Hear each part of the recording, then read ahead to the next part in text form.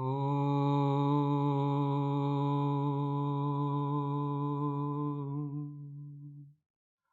Asato Ma Satgamaya Tamaso Ma Jyotirgamaya Mrityo Ma Amritam Gamaya Abhir Ma Eti Rudrayate Dakshinamukam Te Namam Bahinityam Om Shanti Shanti Shanti.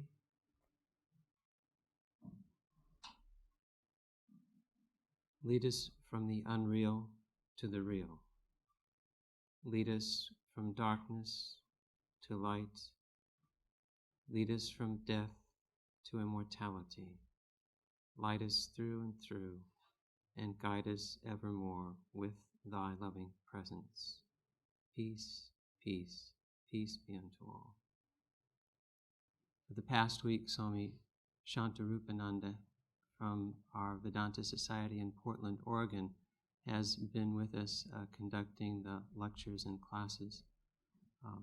His topic this morning is yoga psychology. Om Yang Brahma Varunendra Rudra Maruta Stanvanti Dibbhai Stavai Vedai Sangha Padakramo Panishadai Ghayanti Yang Samagaha Dhanavastita Tadgatina Manasa Pashyanti Yang Yogino Jasyantam Navidushura Suragana Devaya Tasmai Namaha. Our salutations to him, who is the truth of life and existence, and whom the sages call by various names.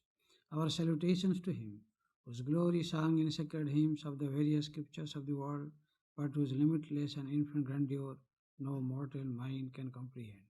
Our salutations to him, whom the devotees meditate in the shrine of their hearts and realize his ineffable presence in their deepest contemplation. May he illumine our understanding and prompt our minds to the path of truth and righteousness. May he reveal himself unto our souls and dispel the gloom of illusion, fear, death, and darkness. Om, peace, peace, peace. Peace be unto us, peace be unto all mankind. By the grace of God, today I am here because yesterday I had to fly from St. Louis to here, and it was terribly under snow.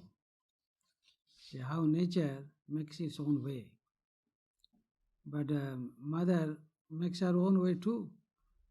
So though it was late, I was happy to come over here. And again today, before I depart for Portland, I can share with you some of my thoughts on this profound subject, yoga psychology. In fact, I have studied, I came in contact with so many human beings, and in my opinion, this is the most, you can call, very strange phenomenon God has ever created in the human mind. You cannot figure out that he or she will act this way or that way. It goes in its own way. They do not know what way it will go. They're like pigeonhole. You cannot figure out that this mind will act this way. This is the pigeonhole. No. It is a strange way, it has its own way. The human mind, very difficult. Very difficult. To give you one personal example, what happened? I joined the monastery in 1965. I was born of a family which is a little bit orthodox, So I had the idea, it was a funny idea, that whosoever smokes cigarette cannot be a good person. It is funny. And then what happened? I joined the monastery. I saw one old Swami. He was smoking cigarette. Smoking cigarette. I was the young one, that all idealistic. Everything should be all God, nothing more than that, nothing less than that. Smoking cannot be good person. So I was avoiding that elderly Swami, How I was telling how human mind, how it works. Then what happened? In our order, whatever work I am assigned to, I have to do.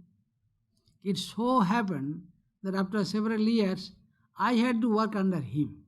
And he was senior Swami. I could not say no, but I didn't tell what was in my mind. I said, well, what to do? I have to work. A general secretary wants me to do, but I tried to maintain distance. Then what happened? When I came in close touch to him, I could find, oh, he was such a noble, really soul, such a great soul, beautiful, purely unselfish. From outside, you cannot understand. From your outside, it looked, he was leading like a carefree life, not caring this, that. Oh no, he was so unselfish. He did not care for his own interest or nothing. Till today, I never told him. He is still alive. But but I have still a very, very good relation with him. After that incident, I rejected the idea of making any opinion about any person. That was the end of it. No, I should not make any opinion about anyone because I am studying from objective point of view. How do I know a person unless and until I become that person? Even if I become that person, it is difficult to know because mind acts in its own funny way. Now, yoga psychology, this word yoga has become quite popular, not in the East but in the West too.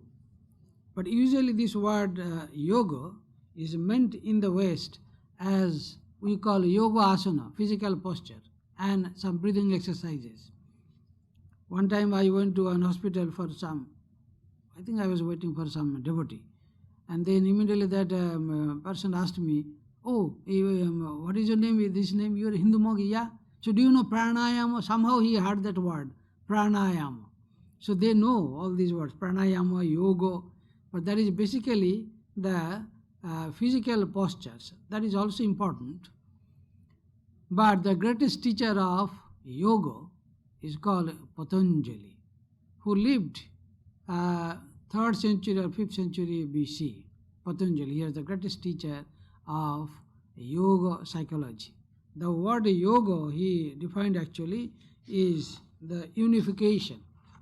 Yoga, it is very close, akin to the English word yoke, that to join. The method, the technique, the means by employing which one individual soul, empirical self, can be united with the cosmic self. That is called yoga. In modern time, we find the great disciple of Sri Ramakrishna named Swami Abhedananda. Referring to him, Sri Ramakrishna mentioned he was a great yogi. In his past life, little bit was left, so he has been born in this life. This is the last birth. Swami Abhedananda. He has monumental works. He was a great intellectual and deeply spiritual, Swami Abhedanandaji. He has defined this word yoga in a very beautiful way, in 11 ways. I will just briefly mention the ways he has defined this word yoga. Number 1, he says, yoga means the union of two external objects. Union. Second, he says, the mixing of one thing with another. They are in communion, yoga. Third, he says, the interrelationship of the causes which produce a common effect. To produce any effect, there will be many causes, efficient cause, material cause, so many causes are needed. And when there is relationship between these causes which produce a common effect, that is also called a yoga. Then, fourth one, he says, the orderly equipment of a soldier or of any person in any profession. One after another, one after another. When you go for any project, you have to follow some sequence of different principles. First one, second one, third one, fourth one. If you omit one step, you will be lost. So that is also called yoga, according to Swami Abhedanandaji. Then number 5, he says, the application, discrimination, and reasoning that are necessary for the discovery of a certain truth. So we are going to discover a certain truth, we have to follow certain procedures. And we have to apply our own reasoning too. Coordination of this also is called yoga. Then he says, number 6 meaning of the word yoga, that power of sound which makes it convey a specific idea. The sound had its own meaning. So when I say ouch, it conveys some meaning. I need not tell you what I mean. Sound. Sound has its own meaning. Oh. So the moment you utter that sound, it conveys some meaning. Oh, it must be deeply spiritual. Oh, like that. Then he says in number 7, the preservation of what one possesses. That is in the Bhagavad Gita we find that you got something in your possession, you are maintaining that. That is also called yoga. In the Bhagavad Gita, Sri Krishna mentions that. Number 8, meaning of the word yoga, according to Swami Vedanta, is this: the transformation of one thing into another. When one thing gets transformed into another, called yoga, they are in union. Then the 9th meaning of the word is the union of one soul with another or with the universal spirit. The 10th meaning, he says, the flowing of a thought current towards an object. I am pouring my thought about an object, yoga. The last one, 11th meaning of the word yoga, there comes actually Patanjali. There he has actually quoted Patanjali, who says, yoga chitta vritti nirodha. That means the restraint of all thought action through concentration and meditation. That is the last meaning and the profoundest meaning of the word yoga. Yoga chitta vritti nirodha. Before I take up that actual subject, what Patanjali meant by that, I would like to dwell on some of the ideas of modern psychology. I myself was a student of psychology. I love those psychologists. They dwell on this subject in many various different ways. I remember when I read the book Beyond Freedom and Dignity by B.F. Skinner, of course, I was very fascinated by one incident he referred that was in the life of Ramakrishna. I liked him naturally because he gave a reference to Sri Ramakrishna. I didn't expect that B.F. Skinner will refer to Ramakrishna. It was catching the title, Beyond Freedom and Dignity. Really? Beyond freedom and dignity, like when you go to the mall, many stores you'll find nails and beyond all those things, so many names are there. So beyond freedom and dignity, that catched my the sight and eye. Then when I started that, there I found he was so much amazed to see in the life of Ramakrishna. I'm sure he read Christopher Isherwood's book. He gave some list of books. There he mentioned the incident that happened in the life of Ramakrishna, who was going to the holy city of Benares. On way, he came across the poor condition of the poor villagers near Devghar, and there he actually sat down, and then he wanted his attendant to give them food and other things. And his attendant was naturally a little calculating mind. He thought it would be too much expenditure. So he wanted to convince Sri Ramakrishna, oh, well, we need not do all those things. Then Sri Ramakrishna literally sat in the midst of them and he said, I am not going to pilgrimage to Benares if you do not feed them here. See, he was going on a pilgrimage, and here he sat down in the midst of all these poor villagers. That attracted B.F. Skinner. There he mentioned, here is a person who is always deeply immersed in samadhi, that is superconscious state. But he did not forget the material world, the poor conditions of the villagers. See how these two things combine together. That God is not elsewhere, God is right here. His great student Swami Vivekananda mentioned that to offer flowers or worship Shiva in the temple is fine. But what about his children? If you serve his children, Shiva will be more pleased. So God above and God is here. These two concepts are there already in our scripture, but it was not applied.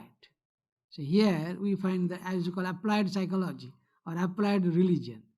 That attracted B.F. Skinner. There are many other psychologists. They deal with this subject, and it is naturally of great interest of us because why? It is something that concerns us. We want to know the workings, the functions of our mind.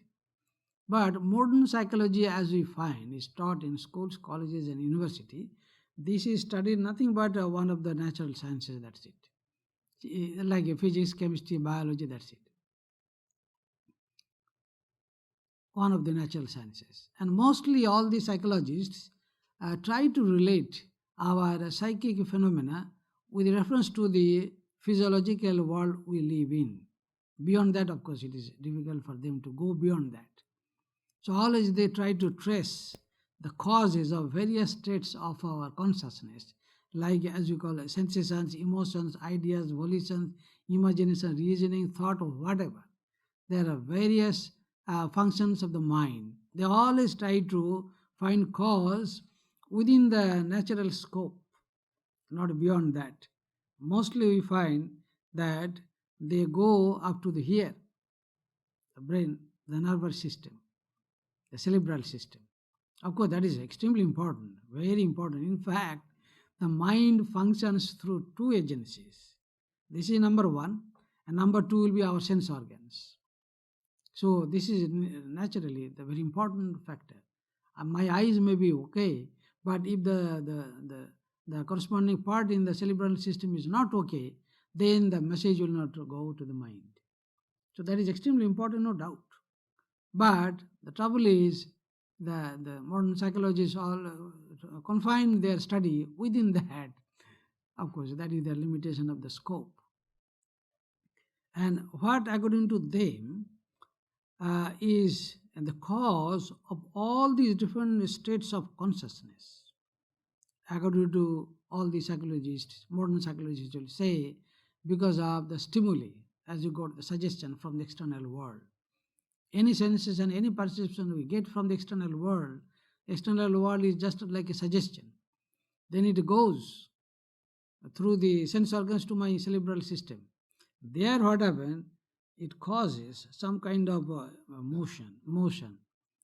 And depending upon the grade of the motion of the molecules of the brain cells, there are different kinds of mental or psychic activities like emotions, idea, feeling, thought, different things. So basically, it depends on the mode of the motion that occurs here in the cerebral system. And that also depends on the suggestion from outside. And to a great extent, they are quite right. That reminds me of a great uh, explanation given to us by Swami Vivekananda. He was such a great thinker. He was not the political thinker or a social thinker, education thinker in the ordinary sense of the term, but he was a deep spiritual person and prophetic vision. Because of that, he could explain our ordinary way of the life in a better way.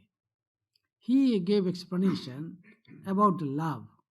Now, we may say, no, we don't need any explanation of love. I love. So we know what is love. No.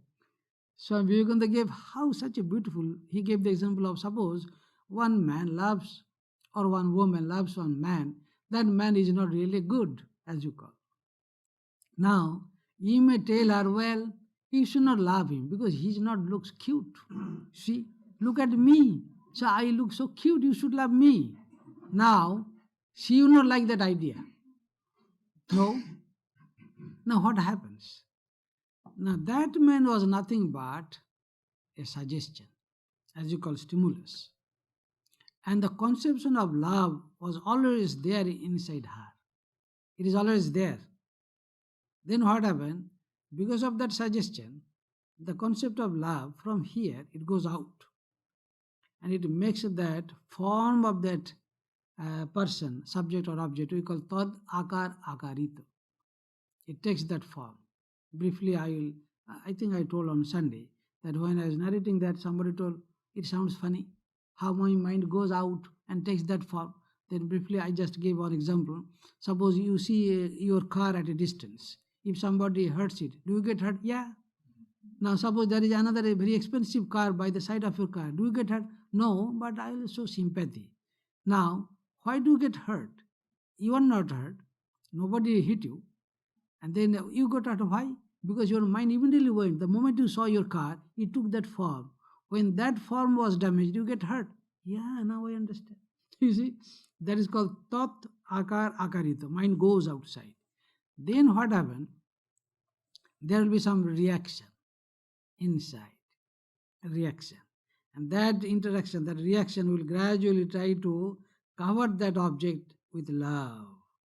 Then gradually that object appears as an object of love. Swami Vivekananda took the example of pearl, how it is formed. Pearl. You see, it is formed inside, what is that called? The pearl? Ah, the oyster. Now, a particle of sand enters into its body.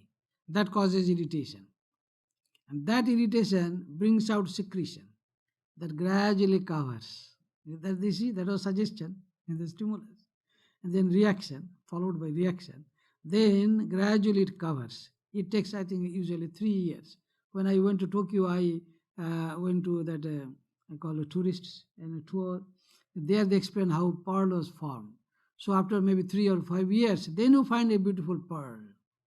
That was actually the explanation given to us by Swami Vivekananda. So psychologists go to a great extent, no doubt, that external world acts like stimuli, suggestion, and sensations are carried over to my nervous system, brain, and then there it causes different modes of different motion. And depending upon those different modes of motion, then we get different kinds of mental activities like sensations, emotions, volitions, thought, imagination, reasoning, whatever you call, willing. Now the question is, who is the knower of the motion? That is the question. See, motion produces motion. When there is some kind of motion, there must be somebody who is watching the motion. There comes actually, as you call, Patanjali yoga psychology, because they can take us to a great, great extent. In fact, the great teacher called Uddalaka, I explained that on last Sunday from Chandagu Upanishad. There you'll find, I could not discuss in detail, there you'll find the teacher Uddalaka was narrating that the concept to his student, his own son actually, Swetaketu, that the food actually creates mind. Food, how can food create my mind? I mean, totally dependent. Actually, for ordinary person, there is not much differentiation between body and the mind.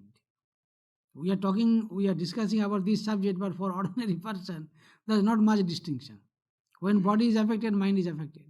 When mind is affected, body is affected. We know very well. So there is not much differentiation. They are like, well, this side and that side, that's it. So when teacher told that mind depends on food, I don't understand that. Then the teacher asked him not to eat food for 15 days. I don't know how he managed to survive. Maybe they had more power than what we have today. So he did not eat any food for 15 days. After that, same teacher asked many questions from what he taught before. Student could not answer anything.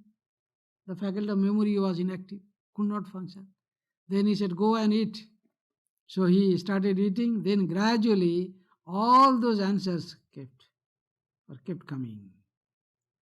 Then he said, did not I tell you before that it depends on the food? Did you see that? How it happens? So that is the normal way. Now, when we hear that greatest teacher, Patanjali says, yoga chitta vritti nirodha. Let us try to take up that definition. That is the greatest definition we ever got. Chitta vritti nirodha. So he has used this word chitta, then vritti, then nirodha. Now, chitta is the combination of three faculties of our inner body. Prior to that, let me tell you that according to yoga psychology, we have got three bodies. The real body, of course, we cannot say one, it is beyond the conception of one or many. So we all have three bodies. One is the gross body, as we call sthula sarira, gross body, which is made of flesh and blood, bones, all those stuff. Then, corresponding to physical body, there is my another body, as you call subtle body. In general, we call mind. That is the study of the psychology. Actually, the word psyche means Greek word, means soul. Soul. and logos, the science of the soul. But we mean by that word science of the mind, that's it. So that actually that word refers to that Patanjali, yoga, the psyche, that soul. Now that chitta will be the function, different functions I was telling, that different bodies. Corresponding to physical body, there is mental body, as you call Sukshma Sharira. Now, on my even this physical body, there are different activities. Depending upon those activities, we give different name. The brain, it thinks, it has got volition, emotion, and it has different other functions. By the help of my feet, I can walk, different functions. And with the help of the hand, I can give a blow, I can give many things, I can clapping, I can pray to God. So different organs of the same body have different functions, and they have different names. Similarly, our subtle body has different parts, as it were, and different names and different functions. Now, when we call chitta, it actually includes three things: manas, which is translated into English as mind; then buddhi, which is translated into English as intellect; then ahamkara, ego. So these are the three internal organs or internal instruments which are taken together called chitta. In general, we call the mind. This is how he was particular in analyzing our internal things. That the faculty which says I and mine, this is me, that is that is my house, that is my car. Oh, he is my son, she is my daughter. Said I and mine. That is called ahamkara. And what is actually mind, manas? It always gives different kinds of deliberations. Sankalpa, vikalpa. Say thinking, opposite thinking. Deliberation, that is called in modern psychology, that different kinds of deliberation. Should I go? Yeah. No, I should not go. There is some game on the television. Let me watch that. Oh, no. The Swami has come from Poland. Let me go. Say, tomorrow he will not be there. He will be off. So let me go. So these are called the functions of the mind. In general, we use the word mind, that is called manas. Then what is the function of the buddhi? Buddhi is called nischayatmika buddhi. Buddhi gives the decision. The mind actually, according to Patanjali, has no power to give decision, but it is the faculty of presenting many kinds of deliberations. That is the way, the functions of the mind, that's it. The manas. It is buddhi who gives decision, nischayatmika decision. Even today, if we find somebody is not able to decide, we call, boy, did you see? He is like Hatodhi, Hatobuddhi, as if his buddhi is dead. So how we use that word, you see. So decision. So decision comes from the buddhi, called intellect. Buddhi will say, no, go. So the mind presented so many things. And then buddhi gave decision, no, go. Then he say, oh yeah, now let me go. Where is my car? Hey, aham comes. Then gradually activities will follow. So all these three taken together are called chitta. In general, let us take it for granted that it is nothing but the mind, that's it. Now we have to remember that this subject, as you call the mind, has been studied by Western psychologists to a great extent. See, I will mention about the Freud. Now, Freud mentions the three areas of the mind. One, he said, unconscious. Secondly, he says preconscious. Third, conscious. We all know it very well. So we are conscious, I am talking, you are hearing, we are in conscious state. Then unconscious, I do not know many things, what happened in my childhood days. But another is called preconscious. Preconscious, apparently forgettable, but can be revived by an effort of the will. See, many things happened in my childhood days, I forgot, I don't know. But one incident I still remember, that one day I was a small kid, Then my dad came little late. And I knew in the evening my dad will go, mom will go to the shrine to do some Guru Bandhana, prayer to Guru. But he was getting late. Then I thought, why not let us go and do something? I didn't know what to do. Then I called my other brothers and sisters. I told, Let us go and burn some incense and let us do whatever we have heard something. Okay, Guru Brahma, Guru Vishnu, Bhavasagar, Tarana, whatever. There was no sequence actually. We could not maintain the sequence, but we could do something. Then we felt happy. Then when dad came and heard that we did something, oh, he was very happy. So that incident I remember. So that can be called like a pre-conscious. And then we are conscious. Now, according to actually Patanjali, that consciousness does not belong to the mind. Consciousness does not. Mind's essential property is not consciousness. Then why not? It is really strange that really. Now, if its intrinsic nature is conscious or consciousness, I'm telling just from a rational point of view, then it will never lose its property. Never. If really it is its intrinsic nature, it can never lose it.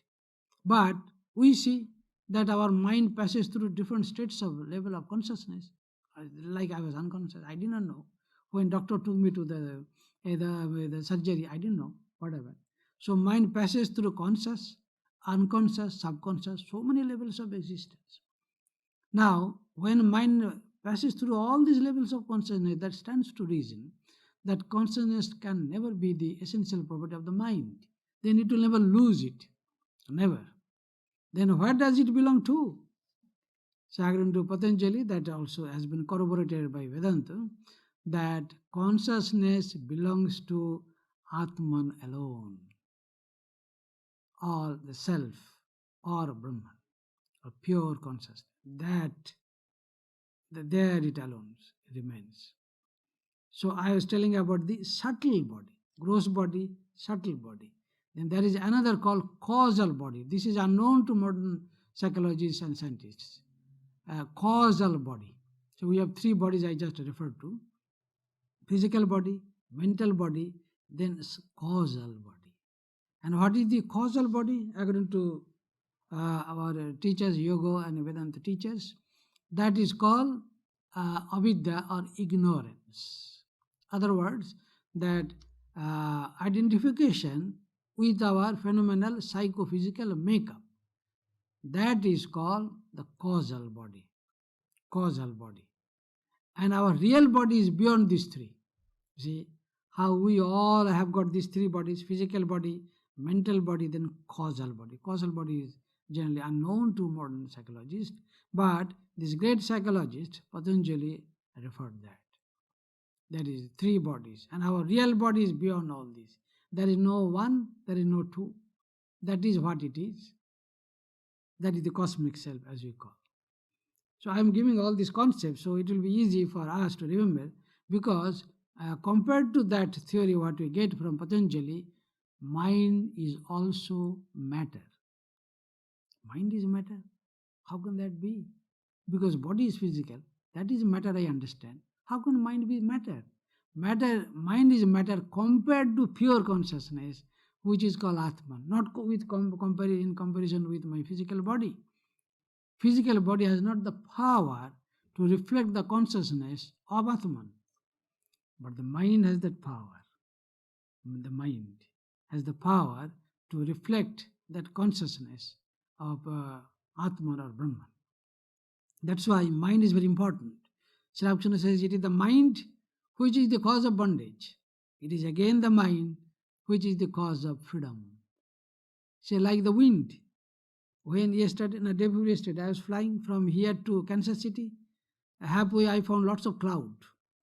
Then I started thinking maybe they will have some snow. I was proud that in St. Louis I didn't get any. We got snow, but it was bright sunny. The cloud, it is wind which brought the cloud. Again, it is the wind, what you call jet wind or whatever. The wind again will remove it. Similarly, the mind, which brought all those clouds of anger, hatred, malice, jealousy, egotism, all human limitations form cloud. Then that is the cause of bondage called ignorance, avidya. Because it is clouded over our real nature, then we become empirical, then we identify with our psychophysical makeup. That is the cause of our phenomenal existence. And again it is the mind which will remove the pure mind. So I was telling that that regarding chitta, that it is the combination of ahamkara, then manas, and then buddhi. And then another word I will tell, that called vritti. Yoga, chitta, vritti, nirodha. Then what is vritti? This is also another Sanskrit word. Vritti actually can be explained. Let me give one example. Like Swami Vivekananda gave that example. The mind is like a lake. Say like chitta, as I told earlier, is like a lake. Now, if I pelt different kinds of stones on the lake, naturally those stones will eventually create different waves, wavelets, ripples, ripplets. Exactly same thing happens in our mind. The moment I see something, the moment I hear something, eventually these sensations go inside my mind lake or chitta lake. Then from there, the different reactions happen, and then they stay with me. That is actually called genesis of perception. I think last Sunday I was giving that example. Suppose you are going to a mall or passing by a store, you hear one chanting, it is called Gregorian chant. Now, through your ear, you get that sensation. That sensation is carried over from your ear to the brain, the corresponding cerebral system, that area. From there, it takes off like a plane. Where does it go? It goes to the mind, manas. From there, it goes to buddhi. From there to the soul, as you call jivatma.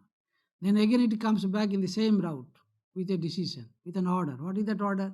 Buy it, because you can give it as a gift to Chetananandaji, because he loves chanting. So he may appreciate it. So then it follows. Then you go look at the purse, go to the store and buy it. The whole, that is the genesis of perception. You see how it acts. So whatever we see, whatever we feel, through all our sense organs, whatever we receive from the external world, they do not die. They go to our mind lake. They create waves, wavelets. Some are lost, some are there. So there is subconscious level. Some are going down at the bottom of the lake. There they will stay. Some, who cares? They forgot. From that subconscious level of existence, mostly in a dream, they will come out and get activated. You see? Suppose you have seen 100 faces during daytime. In a dream, only one face comes. So all 100 faces should come. Why only one?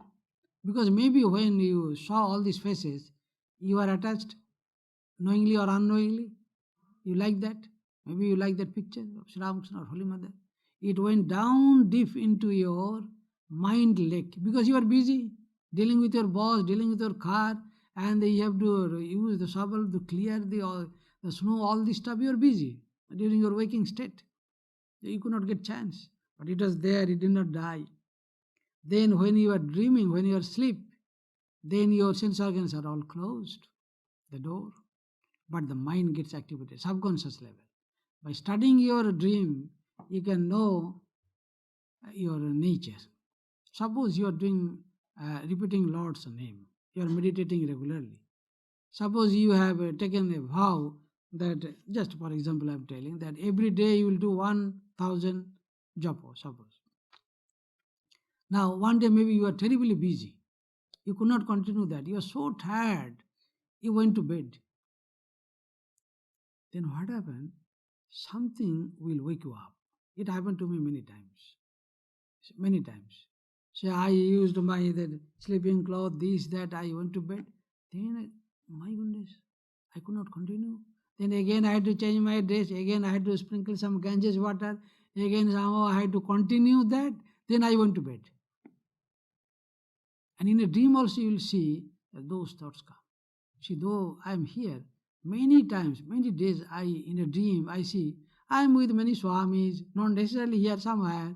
So we are having fun, the talking, this, that. because that is so strong in the mind, even if I am not with them, but that in the dream time that subconscious level gets activated. That will come. So by studying your dream, you can know that you're the part of your life, that is the part of your life. You may be very busy in different ways. Still in a dream you'll see that you're repeating Lord's name. It was so funny, when I get up early in the morning, I do not use that alarm, that sound. One devotee gave me when I came to this country in 1991. Still I'm using that. It has some device that I can play the bhajans I'm singing. So I give the timing, and then it will start singing some bhajan, devotional song, and I will get up. And one day it so happened, in a dream, I went to one village. Then I asked them to sing Hare Krishna, Krishna Krishna, Hare Hare. Hare Rama, Rama Rama, Hare Hare. And they joined me, and we were having great singing party. Then we went to another village, and many other people also joined us. It was a great, all dream. Then I asked them, hey, chant more and loud and make more sound. So we are Hare Krishna chanting. By the time here, on the record actually, it started some singing. As if the dream and the waking state continued. I was laughing within myself. You see? So dream also is very important. But if you do not dream all the time, say God consciousness, never mind. Because you have to control the waking state. When you are aware of something, and then when you control there, then gradually it will reflect in your subconscious level. So when you know these facts, then you can progress knowingly that no, this is that, so I need not be disturbed. So that is called the vritti. Any knowledge we derive is nothing but a vritti, that is wave in our mind lake, and thereby I derive the knowledge. Oh, a car is going. The moment I see something, it goes there, it creates wave, that gives me knowledge. So knowledge is that is called vritti. So yoga, chitta vritti. Then comes the nirodha, the stop. Nirodha literally means the stoppage, the stop of all these different kinds of vrittis. Now, it gives rise to different questions. Is it possible to stop it? There are millions and billions of desires, there are millions and millions of vrittis. How can I stop? How can I cut? And why should I do that? What is the harm of having all these millions and billions of desires? What is wrong in it? Now, the whole purpose of yoga psychology is to go beyond this phenomenal existence, to be united with my real self, to explore my divine nature. That is called samadhi. Samadhi, total absorption of the individual self with the cosmic self. Why should I do that? Because that gives rise to eternal joy, peace, and happiness. Everybody is looking after that. And here is a technique given to the great teacher, how we can do that. Now, we cannot cut it. Now, how to then manage to do it? Now, there is a method of transformation to control these impressions, and then gradually we can transcend and go to the real source. Now, why do we need to control? Because then the reality will not be reflected in my mind. If there are so many waves in any lake, how can the image of the sun will be reflected in all its entirety? Or if there is a cup or a bottle of water or container of water, which is dirty water, how can I expect that the clear picture of the sun will be reflected there? So we need to clean our mind. Why? Because the reality, God will be reflected in all its entirety, cleaning. That is called purity of the heart. All the disciplines of all the religions are intended for this purpose alone, to clean the heart, to purify the heart. It is the pure heart, it is the pure mind which hears the call of God, which reflects God in all its entirety. There comes the need of the vrittis. Otherwise, all these vrittis will disturb me, will distort the real picture. How to do that? There are different spiritual disciplines by which we can control. In modern times, Sri Ramakrishna gave a very simple example. Very simple.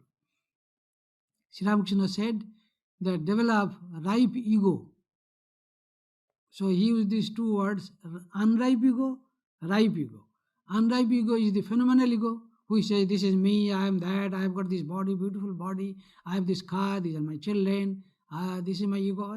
Why did he say that? I have got my name, I have got name and admiration, adoration, all these. I have this much education, so much money. So ego, anger, hatred, jealousy, lust, greed, all these are empirical ego. That is called unripe ego. Gradually you have to develop a ripe ego, and that vritti gradually will consume up all other vrittis. There you can control. Not that simply I can cut one after another. Impossible. Unpsychological. It is not possible at all.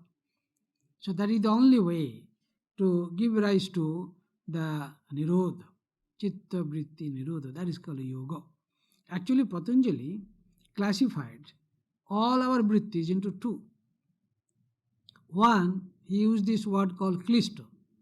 Klishta means those vrittis or those tendencies or waves in the mind lake which lead towards the bondage and suffering to this world, as you call phenomenal vrittis, called klishta. Then aklishta are those which lead to us freedom. So the first one, which lead to the more and more of suffering and all these, the phenomenal existence, are to be controlled by, as you call, aklishta. And for that there are many spiritual disciplines. He has given us only two, so not many. It will not be difficult to do that. So only two Patanjali gave us, by which we can control our vrittis, and eventually that will culminate in what is termed as samadhi. These two were, he called abhyasa, or practice. Number one. Number two, vairagya. That means non-attachment. So these two practices he gave us. But under this first one, abhyasa, he gave us a long list. I will not go into detail, you will be scared. Long list. You know, these are called yama, niyama, asana, pranayama, pratyahara, dharana, dhyan, samadhi. These are the regular disciplines. In one way, that discipline, self-discipline. Say, boiled down in one word I can say, self-discipline. It is needed. That control of the sense organs, control of the mind. Then you need to learn how to sit, called asana. That is called yoga asana. Then you need to control your little bit of breathing. Why? Because much depends on the way you breathe. When you are scared with something, breathing is different. After you eat, before you go to sleep, breathing is different. Much depends on the breathing. 99% do not breathe normally. You see? So if you can control that, gradually you can control your other inner appointments. So that is called pranayama. But you need to learn from a competent teacher, otherwise that may cause problem. There are different ways of pranayama. Ayama means exercise, prana means vital force. By controlling that, you can control your mind stuff too. Then comes called pratyahara, withdraw. Withdraw. Then dharana, hold your mind to some part of the body. Then comes dhyana, meditation. Then last is called samadhi. So these are basically the practices and regular practice. Then comes called vairagya. Vairagya, that be attached to the real self. Vairagya has a negative connotation, that detachment. Now detachment, if you say, what? I have to practice detachment. Do you mean to say I will become like a stone? I will not have any emotion? No. You have all your emotions. Look at Sri Ramakrishna.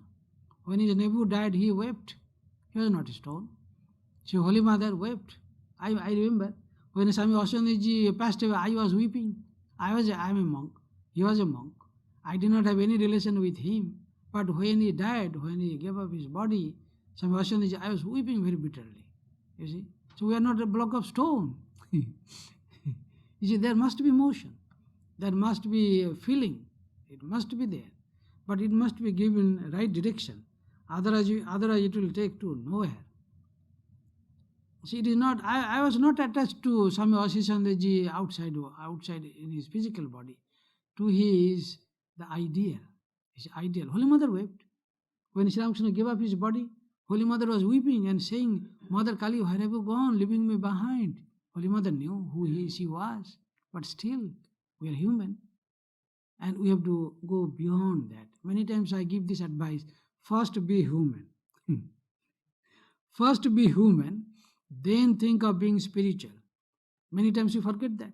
In the name of spirituality, we become inhuman. No, be human first. Go and do, serve human. That is very important. So, by the process of called Vairagya, it does not mean we have to be like a stone hearted person. No, we must feel for others. But with what orientation? That I am doing something for somebody. See, Buddha wanted to give up his body for the sake of one that animal. See, Sri Ramakrishna, Holy Mother, they all gave that example. They are ready to give up their own interests for the sake of good of others. That is the orientation. So Vairagya means that I am not attached to the empirical self, Vishaya Virag, but I am attached to my real self, Ishwari Anurag. That is called Vairagya. So these are the two actually disciplines which Patanjali mentioned in order to control that called the vrittis. And then when we will be sincere in our efforts, then gradually we will be able to do that called yoga chitta vritti nirodha. When all the other waves will be controlled under some superior wave or called a divine vritti, that will eventually consume up all other worldly vrittis. The great souls, all the great souls, they did not have any other worldly vritti like I want that, I want that. That means that in empirical self. No, their only motivation was to do good to others.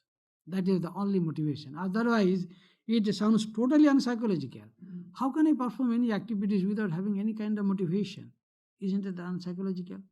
They had motivation. What was that? To do good to others. When I joined the monastery, I was given the charge of a dormitory in India. Now, dormitory means they are college students. Sometime they will do some indiscipline, and I had to give some disciplinary measures. And then after that, I had a reaction. Then I thought, let me go to President Swami. That time he was Holy Mother's disciple, Swami Vireshwaranandaji. He was the president at that time. So I went and talked to him. He gave very simple answer, and that worked. He said, if your motivation is to do good to them, there will be no reaction. That's it. Then, of course, we talked some other subjects. Then, when I came back, I tried to do reflection. That is important, called manana. That when I scolded that boy, or I gave punishment to that boy, what was my motivation? You are becoming gradually indisciplined.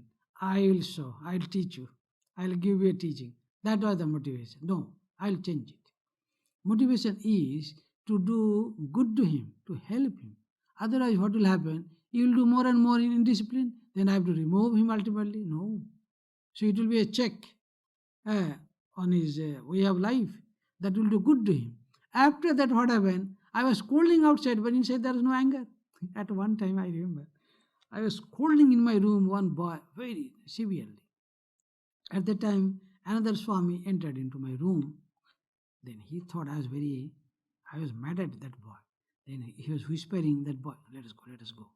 So he took that boy out of my room. Then after that he again entered into my room, and I smiled at him.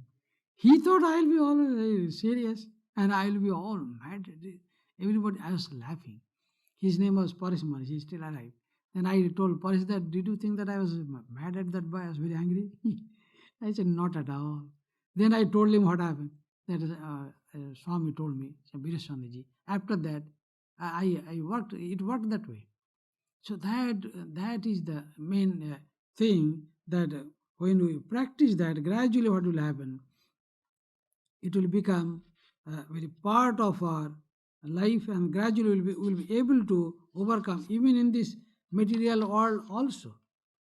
That this is extremely important, not only for our spiritual enlightenment, even for this material world also, that we need to practice all these things so that we can work in our own day-to-day life most effectively.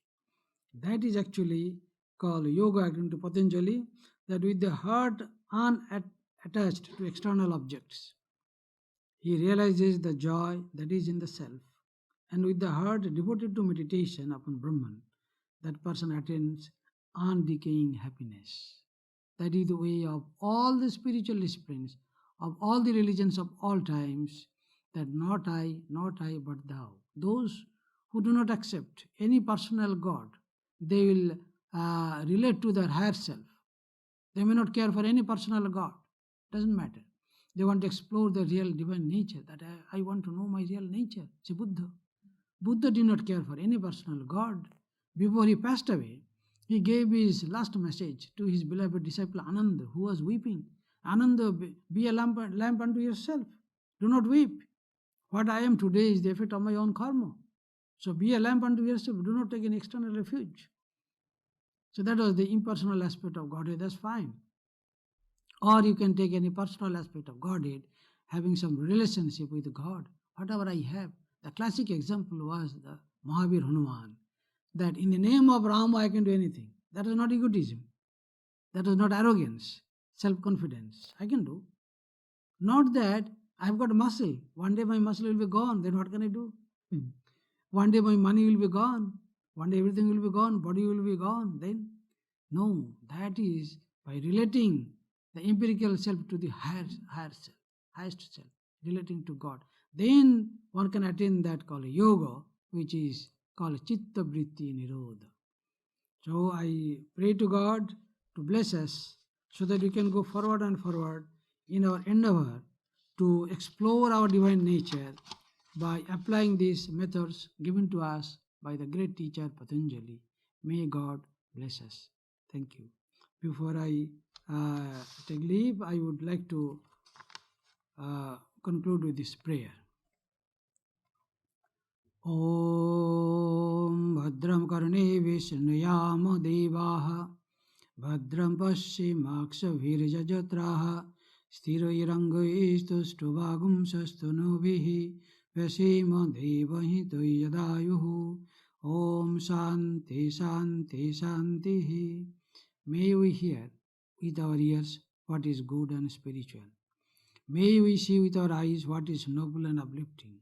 May we go beyond darkness and illusion and realize the truth in this life. May good betide all. May happiness come to all. May all see the face of truth and be fortified by the armor of love, goodwill, and understanding. Om peace, peace, peace. Peace be unto us, peace be unto all mankind.